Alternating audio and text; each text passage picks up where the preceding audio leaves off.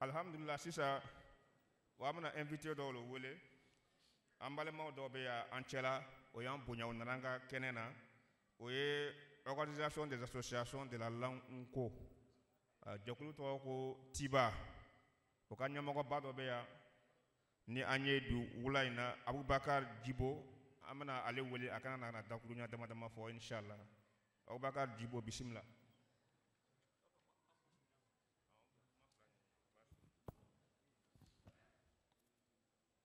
Nare takbir!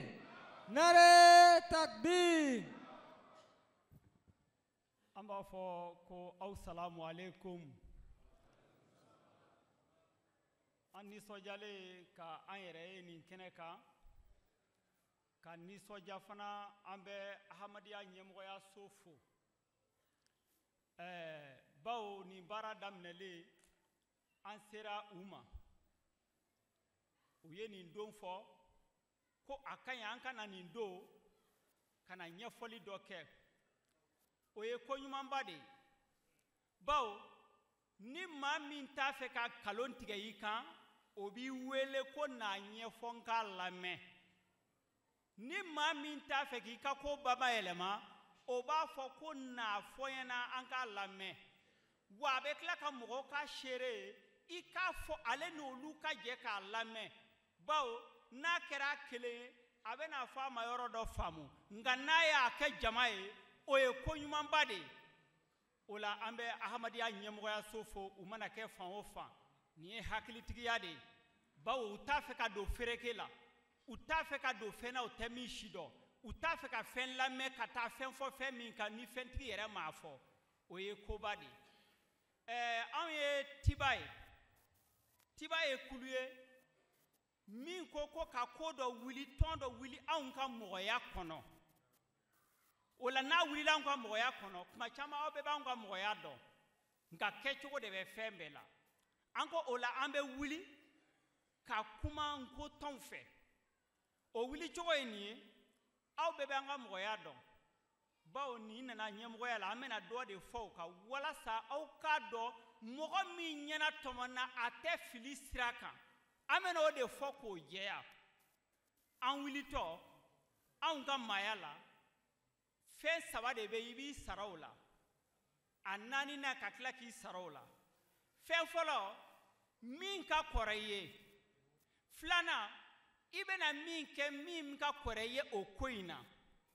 Sabanan e b'a fɛ ka min yɛrɛ jaati kɛ yɛrɛ dɛ dɔ tun y'o kɛ ka kɔrɔ.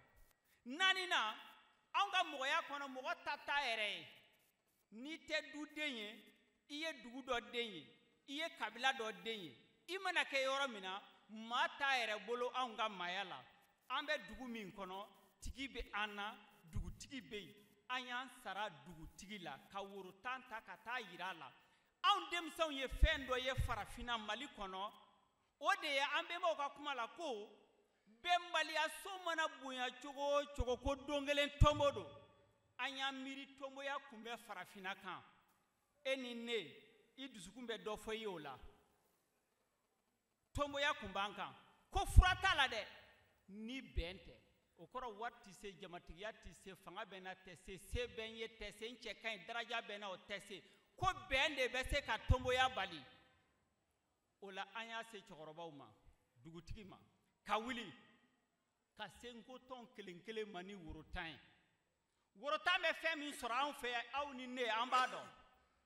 Worotan bɛ dugukolo sɔrɔ a bɛ muso sɔrɔ a bɛ jɛw dilan e ni ne b'a dɔn.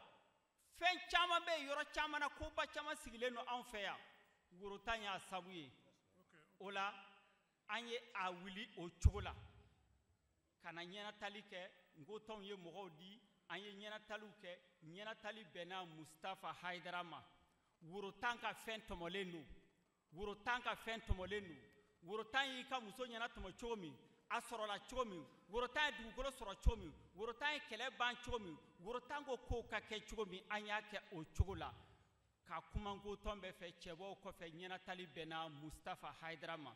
O la ni Ahmadiyya cɛden dɔ don mɔgɔ dɔ don an bɛɛ ye kulu kelen ye ni aw y'o lamɛn k'o sidɔn aw k'a dɔn a ɲɛna tɔmɔna cogo min na a ma ɲɛna tɔmɔ fereke kama a ɲɛna tɔmɔna ka bɛn cogo dɔ de ma an ka bɛn ko kan bawo tonboya kun bɛ golofina kan o la an y'a sigi dakurunya 5 kan an bɛna o kalan teliya la wagati kosɔn. Okay. Tiba sigilen don kan 5 de kan. Kwa sigilen don kan 5 de kan. Fɔlɔ faso bɛ kisi cogo di? A filanan faso dugukolo bɛɛ bɛ to an taya la cogo di? A sabanan fasodenw bɛ bɛn cogo di? A naaninan faso mankutu ɲumanw bɛ yira cogo di? A duurunan naba minnu mana ɲini k'an kungari ɲɔgɔn na olu bɛ kunbɛn cogo di? O la an bɛ aw fo muɲu la lamɛnni la ko aw ni ce.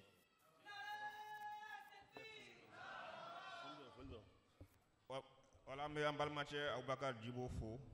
Ayiwa min ye Ahmadiyya jamati fana kɔnɔna ye an ka mɔgɔ dɔw bɛ yen olu fana ye a tɔn sigi. Wala donc Ahmadiyya tɔn dɔ fana bɛ yen min ye Nko tɔn ye olu ɲɛmɔgɔ dankan o le Musafa Ayidara ye ale fana ko a bɛna dakuruɲa dɔrɔn fɔ mais a ye dɛmɛ dɔ di wala 2000 a ye wala dɔ 2000 in ko o ye Jalsa dɛmɛ ye a bɛna foli dɔrɔn kɛ inshallah. Nare takbir. Allahu akbar. Abba salamu alaikum rahmatullah.